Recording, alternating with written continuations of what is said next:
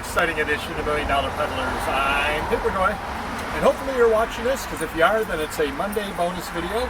Off to hopefully a nice haul. We've got one, maybe two church sales today.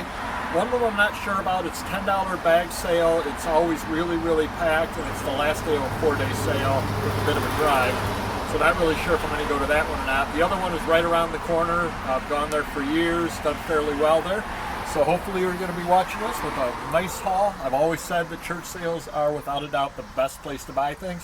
One of the other advantages of the church sales is prices are usually so cheap because they want to get rid of everything and not store it till next year, that you can end up trying things that you would never try in any other venue. You can learn a lot, and then you can sell those things and buy them again when you see them if they turn out to be really, really good.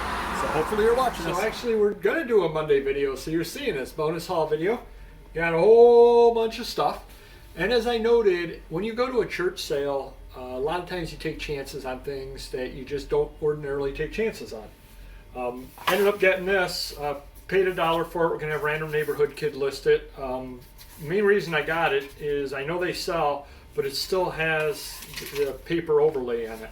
And it was actually pretty funny because the lady kept trying to take the overlay out, and I'm like, no, I'll take the overlay, I'll take the overlay. A couple of other things over here.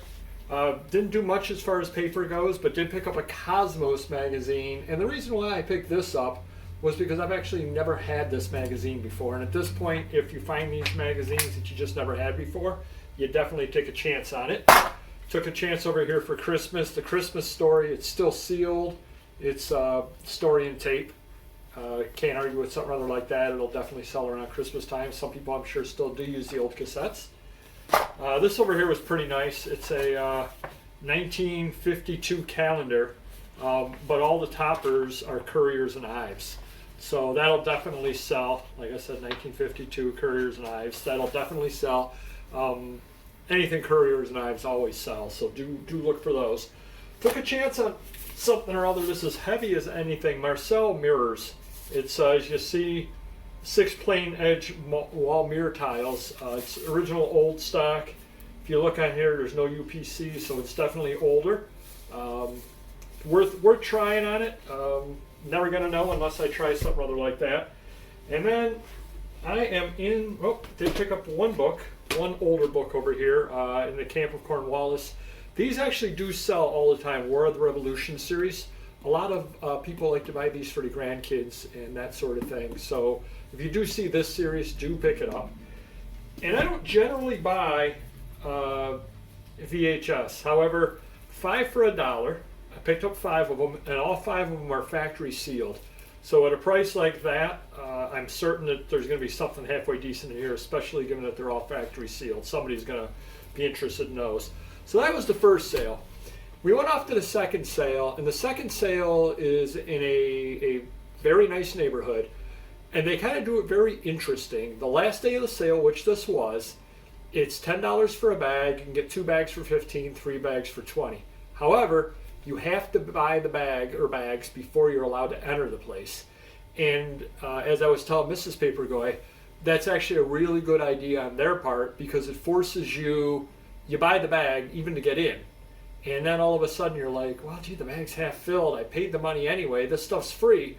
And you end up filling your bag with a lot of stuff because they don't want any leftovers. So it works out really, really well for them, cleaning up all of the mess. They don't have anything left over for the most part. Did pick up a couple of things that we needed for the house, a couple of halogen lights for outside. One of the light bulbs went out there, and I needed it anyway, so I was quite happy filling something rather like that into the bag. As to the other stuff that we ended up getting over here, got, like for instance, just because these take up no room at all in the bag, picked up some Barbie books, throw them together in a lot, maybe wait for a couple of others, throw a lot of those on. And literally have nothing into them because this doesn't take up any space at all in the bag. These actually sell, Precious Moments Edition Bibles. It's still in the slipcase. It will actually sell, so you can't argue with that one over there. It's a guaranteed sale. Got this over here for Random Neighborhood Kid to list. Verizon Wireless Snow Globe, New York Yankees giveaway. I went online and looked, and one sold on eBay for $10 plus shipping. Saw it on the way out, so just kind of put it in the bag. Didn't cost anything as far as that one either, because again, we bought the bag before we walked in. so you can't argue with that. Another thing that we ended up buying that I never have done anything with whatsoever, but they're all kinds of slides, Kodak transparency slides. Don't know anything about them whatsoever, except I know that they fit into the box and didn't cost me anything. So put them aside, and at some point or other get other slides and do a lot of slides, or maybe there's something good in there. I really don't know.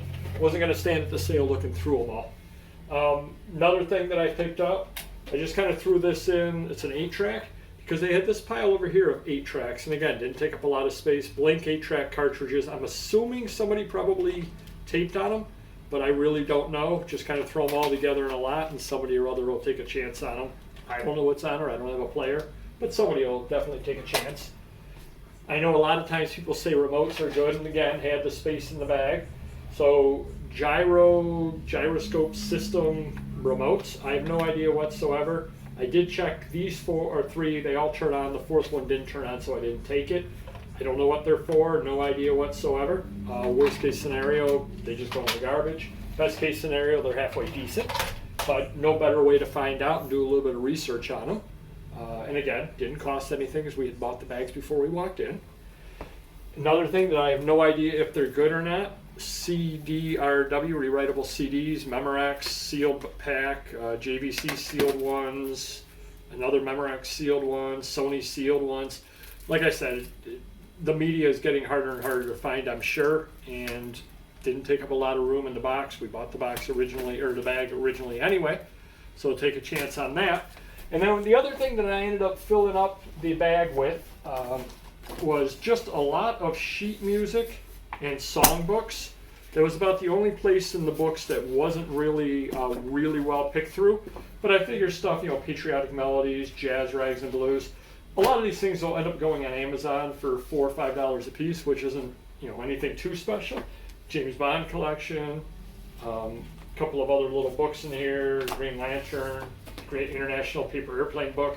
This one I've actually had and sold before. Classic baseball cards with reprints of all the old tobacco cards and all that kind of stuff. Nice shape, never been punched out. But as far as the songbooks go, didn't really pay anything for them either, because again, you bought the bag before you walked in. And if these things go for $5 a piece on Amazon, you're not talking a lot of money, but you're talking 4, 6, 8, 10, you're talking 15 of them, you're talking $75 back right there alone, just on that, which means all the other stuff, worth taking chances on it. Maybe something here is good, and worst case scenario, it isn't good, but we know we can make the money back off of the songbooks. So definitely, when you do end up going to the church sales, especially when it's a fill-a-bag situation, take some chances. I know nothing at all about these remote controls. By the end of the day, I'll know what they're for. I'll know if you can sell them individually. I'll know if they're any good or not. If they're good, then I'll keep an eye out for them in the future. If they're not good, I'll never touch them again. I didn't know that they even made blank 8-track tapes. Now I do, and get a couple of bucks out of that. So slides, again, nothing I deal with regularly, but got them for the right price. So just put them aside, and at some point, sell a big batch of slides. Can't go wrong at all at the church sales. And hit the like button. Do subscribe. Let me know what you found this past weekend over at the church sales, and let me know if anything you see here is any good or not, because I don't know. Took a little bit of bonus footage the next day. You can tell us the next day, because I had a little costume change over here. Went down to the flea market, and want to give a quick shout out to a fan that actually came up to me at the flea market. I didn't ask for permission to use his name, so I'm not going to use it.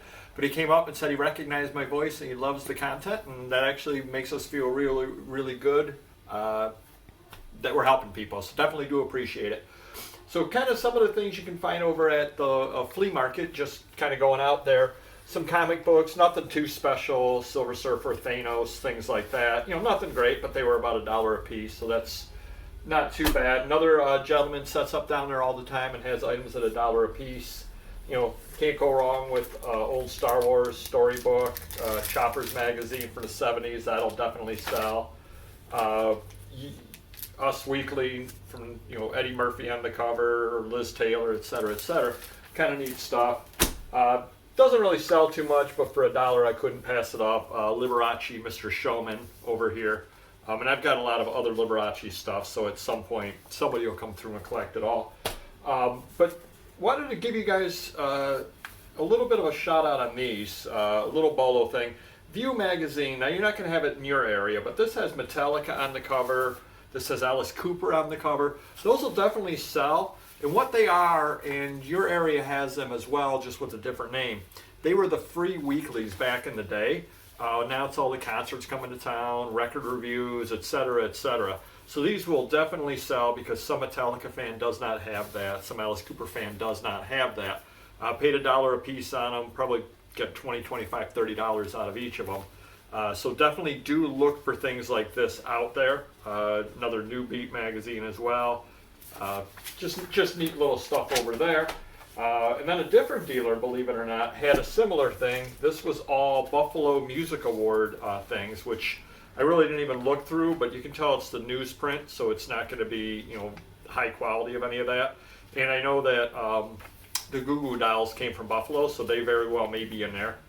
I don't know. I have not looked at it yet. And there was another 1987 Buffalo Music Award. So these kind of things are definitely worth picking up anytime that you see them, just because they're the local things, and if there's any really national acts in there or anything. A couple of other things. The old little golden books are always cool, and this is a nice, interesting cover of one as well. Tip to anybody that doesn't deal in these all the time, you can look here, and they call this the gutter, right down over here. And this has an A in it. They put the letter in there for what print this is. So this is an A print, which means it's the first print. So that's a little bit of an insider tip there if you deal with little golden books. So that's pretty cool. Preacher, again, I paid $1 or $2 for it. Not the greatest of shape, screwed up here at the top.